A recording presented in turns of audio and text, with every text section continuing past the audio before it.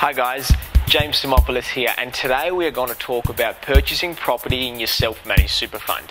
Now, Australians love investing in real estate, so it's no surprise that many people have used their retirement funds to purchase a property within their self-managed super fund.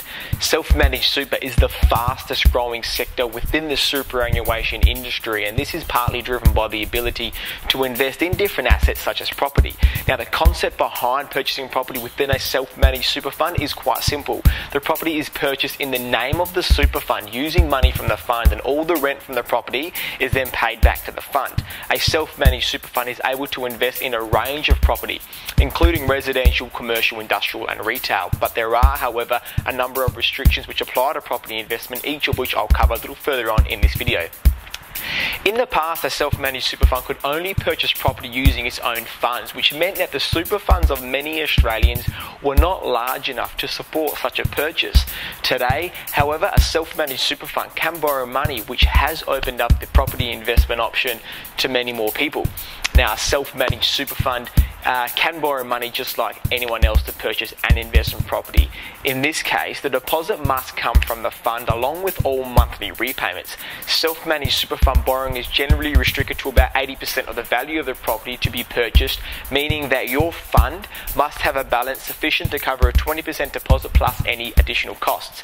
It's also prudent to ensure that you have a healthy cash buffer within the fund to cover any emergencies. All loan repayments must be made by the fund, so if the rental income is not sufficient to cover the repayments, you will need to make additional contributions to your fund or have a balance sufficient to cover the repayments on an ongoing basis. Recent changes to the superannuation rules now allow a self-managed super fund to borrow money for renovations to any property owned by the self-managed super fund. Now, this change has made property investment even more popular now that you can improve the value of the property using borrowed money. Now, restrictions, as with all self-managed super fund investment types, there are a number of restrictions that apply to investment properties. The general rule is that you and your family cannot receive any benefit from an investment property owned by your self-managed super fund. Now, this is part of the sole purpose test, which applies to all self-managed super funds and means that all assets must be held for the sole purpose of providing retirement benefits to the fund members. A common trap is the holiday home.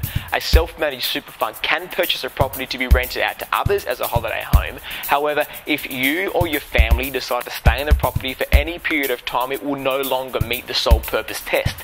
While most property investments within a self-managed super fund must not involve a related party, there is an exception when it comes to business premises.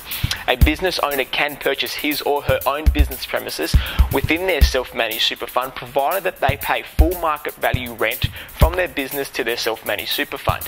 This is a popular option for business owners seeking more security over their business premises. There are serious penalties, guys, for getting your property investments wrong within a self-managed super fund. So if you're unsure of a particular investment or strategy, you should really make an appointment with one of our financial advisors or accountants to discuss your individual needs. Thank you, guys. I look forward to speaking with you on my next video.